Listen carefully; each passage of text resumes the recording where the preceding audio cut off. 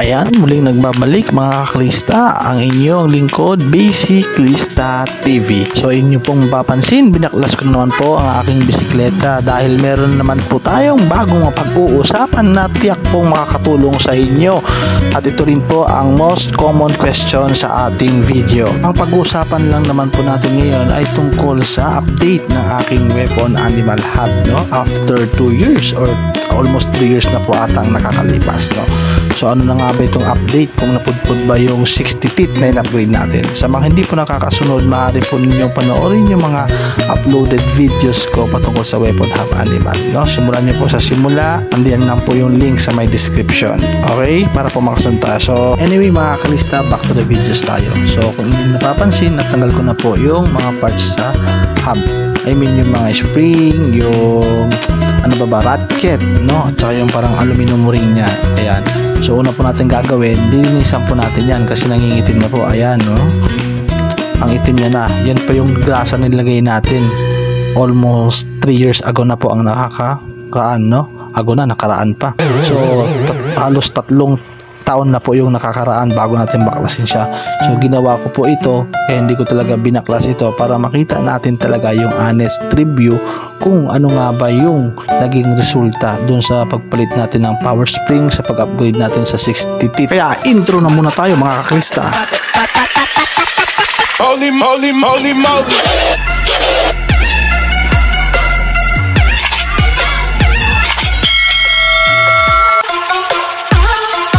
Yung weapon animal hub po, nung binili po natin yan ay 24 teeth lang po yan. Yan po yung stock ratchet teeth nya, no? Tapos in-upgrade po natin yung 24 teeth. Bumili po tayo sa Shopee, sa online shop, ng 60 teeth na ratchet teeth, okay? Then hindi pa tayo na satisfied, pinalitan din natin siya ng power spring, no? Yung power spring naman po, DIY lang po yon, no? Lahat po ng binabanggit ko dito kung paano ko nag-upgrade ng 60 teeth na teeth ratchet type, 60 teeth na ratchet type at saka ng power spring, naka-upload po yan lahat sa channel natin. So tingnan niyo lang po, ilalagay ko na rin po yung link sa description, okay? So ito na nga po, hinuhugasan natin. So yung panghugas ko lang dito guys, mga kaklista, yung panghugas ko lang ay yung liquid soap lang, no? Kahit anong liquid soap, matatanggal yung grasa na yan. Then yung ginagamit kong grasa pala rito, high temp ata yun, yung kulay blue, yung hindi basta-basta nangingitim. So maganda siya. So kaya lang siya nangitim ng ganito. Ikaw ba naman, 3 taon, halos 3 taon hindi siya binuksan, hindi ko nga nilinis ito, no? And good to see na hindi pa rin siya ganun ka-dry. Daily ko pa po itong ginagamit yung bike. Halos araw-araw po natin ginagamit yung bisikleta natin mga kaklista, no? So ayan, pagpatuloy po natin yung kwento, no? So from 24 teeth, yung stock ratchet type po ng weapon animal hub, ginawa natin 60 teeth. May uploaded video po tayo nun, panoorin nyo po. Then hindi po tayo na-satisfied doon sa tunog, no? Kahit 60 teeth na siya, pinalitan naman po natin yung spring ng power spring, no? So paano ko ginawa yung power spring? Meron din po tayong uploaded video nun, no? Simple lang po yung power spring na yan. Kung inyong rin mapapansin, pag bumili po kayo ng weapon hub animal na ratchet teeth, dalawa po yung spring na nakalagay dyan, no? Yung sa bottom and then sa top, para magdikit yung dalawang ratchet. Pero yung ginawa ko po, tinanggal ko yung dalawang stock spring dun sa top at saka sa bottom. Then pinalitan ko ng nag-iisang powered spring at nilagay ko siya sa top at wala na tayong nilagay na spring dun sa bottom. Kapag may spring pa kasi sa bottom part, ang resulta napakalakas nung pressure nung pagkapit nung dalawang ratchet. So hindi ka na po makakapag pre-pedal. Kaya isang power spring na lang yung ginamit ko mga kaklista. Para mamalinaw po sa inyo mga kaklista, panoorin nyo po yung videos kung paano ko siya in-upgrade sa power spring at saka yung sa 60 teeth. Nandun po, detalyado po. So ang gusto ko lang po ipakita sa video ito, yung update and result pagkatapos natin gamitin ng halos 3 taon. Gaya po ng inyong nakikita, pinupunasan ko na po ng tuyong basahan yung hinugasan natin. So ayan po yung power spring natin, no?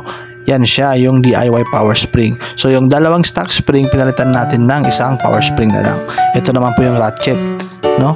So ayon sa aking obserbasyon, wala pong kabawas-bawas yung ratchet teeth, parang bago lang po. Wow. So mali po yung mga ibang hinala ng ating mga taga-subaybay. I mean, Kasi nagtatanong sila kung ano nga ba yung nangyari since ginamitan po natin ito ng power spring, baka bawas na. Yung iba nga po sinasabi nila katagalan ay hindi na mapapakinabangan kasi nga daw po mapupudpud yung ratchet mismo dahil nga daw sa pressure ng power spring na nilagay natin. Then finally, ito po napatunayan natin na walang naging epekto in the long run itong ginawa natin na power spring, no?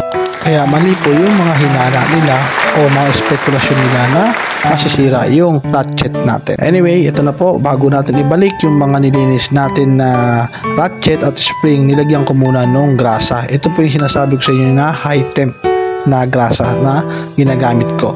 So, para makalat ko po siya, gumamit ako ng cotton buds. So, paglalagay naman mga kaklista ng grasa, hindi naman kailangan na sobrang dami. Ang importante lang dito, malagyan natin yung ratchet mismo. Pero wala rin naman masama kung dadamihan mo yung paglalagay katulad ng ginagawa ko. Kasi taon na naman ang bibilangin bago ko mabuksan itong animal weapon hub ko. Ayan nga mga kaklista, pagkatapos ko lagay ng grasa, nilagay ko na agad yung ratchet, no? Before, meron pa yung spring, yung stock spring niya.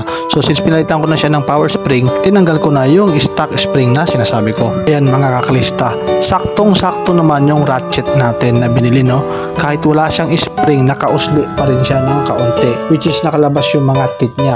So dyan magi-engage para magkaroon ng tunog yung dalawang ratchet. Then ayan, yung pinaka-importante, yan lang naman talaga dapat yung lalagyan nyo ng grasa, yung mga ngipin ng ratchet, at yan yung nagkikiskisan kaya nagpuproduce ng malakas na tunog at nagkakaroon ng engagement yung dalawang ratchet. Ayan mga kaklista, no?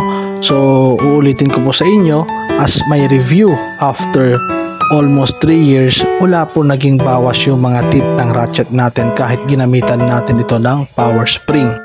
So ayan po, pagkatapos natin lagyan ng grasa yung isang ratchet, ipapatong natin na yung isa pang ratchet. Ayan, nilagyan ko rin po siya ulit ng grasa para yung kiskisan ng mga ratchet teeth ay smooth siya. So ganyan lang ako mag-maintenance ng aking ratchet technology na hub mga kaklista. Pagkatapos ko po lagyan ng grasa to, ipapatong ko na siya dun sa una-unang ratchet. So ayan. So kung mapapansin nyo, wala pa akong nilalagay na spring dyan mga kaklista, no? Ang gagamitin na po natin dyan yung power spring. So yung power spring na yun, nag-iisa lang yun. Hindi natin pwede dalawahin kasi pag dinalawa natin, hindi natin na magagamit yung free pedal. Then isinuksok natin sa gitna yung aluminum ring. And lastly, ilalagay natin yung powered spring. So ito yung power spring natin mga kaklista, no? Ginawa natin ito DIY lang din, no? Kinuha natin sa isang air gun.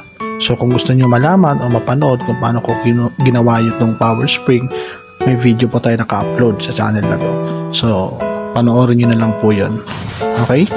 So sa madaling sabi mga kaklista, makikita nyo dyan, isang spring lang yung nilagay ko. No, pag bumili po kayo ng weapon animal, dalawang spring po ang nakalagay dyan, supposed to be, no? Pero malambot siya.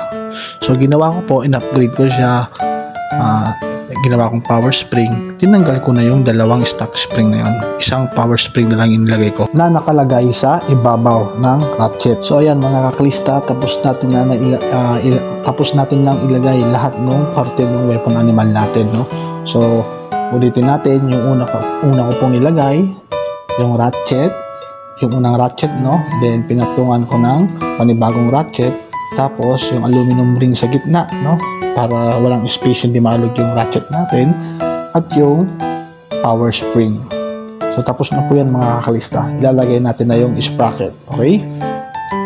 So pag-usapan natin kaklista yung review na sinasabi ko nga, ano? So wala pong nabawasan ng ngipin ng ratchet natin, kahit ganyan na power spring yung ginamit natin, wala talaga siya hindi talaga siya nabawasan, hindi siya numipis.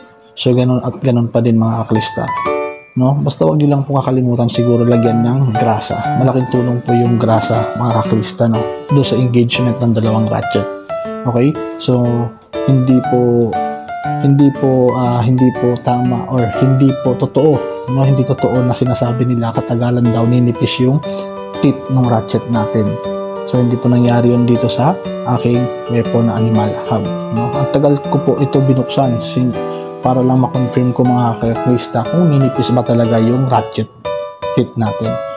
So confirm naman, hindi po siya nabawasan kahit gamit natin na yung power spring. Pagdating naman po sa tunog mga kaklista, I guarantee you na talagang malakas siya, no? Tunog halimaw, tunog mayaman talaga totally.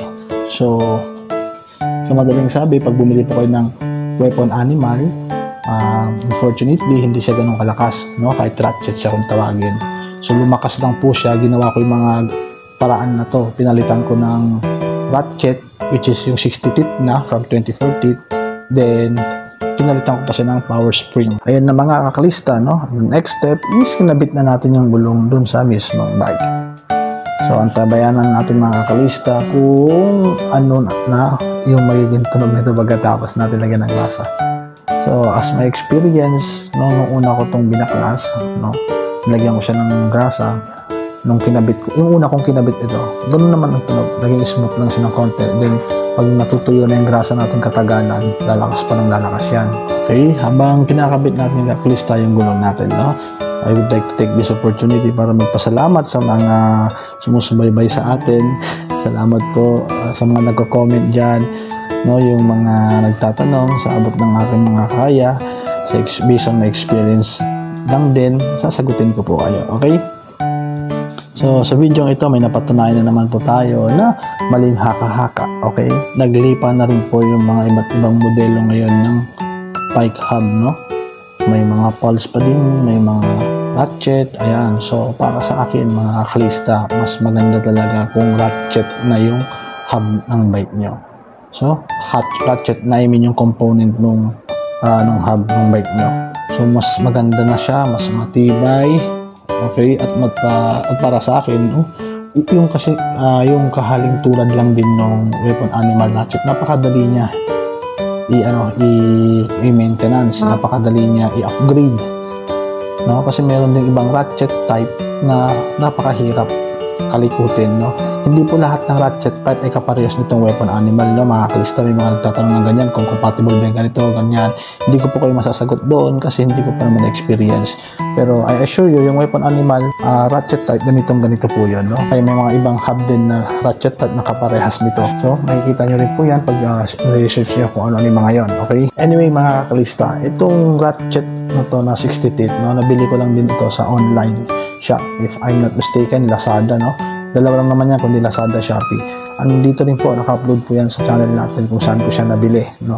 Panoorin nyo na lang po. Yung link, nandyan po yan. Yung spring, nasabi ko na po, naka-upload po rito kung paano ako nag-DIY ng power spring. Tapos, itong power spring natin, saktong-sakto siya mga kakalista. Pwede ka mag-back pedal, pwede ka mag-free pedal. Kaya kung may katanungan pa kayo mga kakalista at hindi ko siya nabanggit sa video na to, no? Pwede naman kayo mag-comment down, no? Just comment down, huwag po kayo mahiya. Sabi ko nga, sasagutin ko siya kung ito ay na-experience ko or kung may kaalaman ako patungkol sa katanungan ninyo. Sa mga klista, hanggang dito na lang po, no? Pero bago yan, siyempre, bago matapos ang video na to, pakinggan muna natin ang napakagandang tunog ng ating weapon animal hub. Ito na mga kakalista, no? Wala po halong edit ito yung tunog na to, no? Purong tunog lang po ito ng ating edited weapon animal. Ayan. Sisimplihan ko lang mga kakalista yung sound check, ha? Huwag natin itodo at may batang natutulog. I mean, kasalukuyang natutulog ngayon yung baby ko.